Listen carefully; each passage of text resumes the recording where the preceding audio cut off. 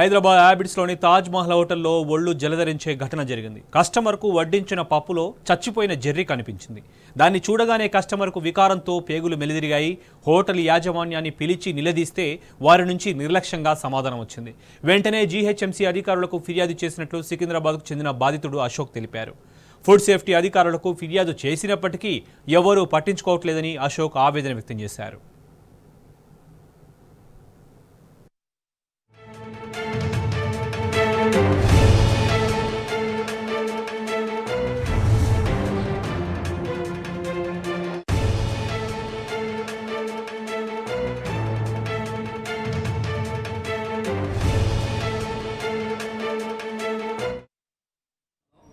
తాజ్మహల్ హోటల్కి వచ్చాము. తాజ్మహల్ హోటల్ వచ్చి ఆర్డర్ ఇచ్చి తింటుంటే అక్కడ పప్పులో తాటి జెర్రీ వచ్చింది. హోటల్ వాళ్ళకు పోయి క్యాషియర్కు చూపెడితే ఆయన ఏం పట్టించుకోవట్లేదు. మళ్ళీ వచ్చిన కస్టమర్లకు కనీసం నేను చూపెట్టినాక ఆపాలి, కానీ టోకన్లు ఇచ్చేసి యథావిధిగా నడిపిస్తున్నాడు. నేను ఆబ్జెక్షన్ చేసి మళ్ళీ ఆయనకు చెప్పిన, అన్న ఇంత పెద్ద తాటి జెర్రీ ఉందని మీకు చూపెట్టిన తర్వాత మీ టోకన్ ఎలా ఇస్తారంటే, లేదు సార్ ఆ పప్పు వాడేసినాం, ఇంకో పప్పు ఉంది అని.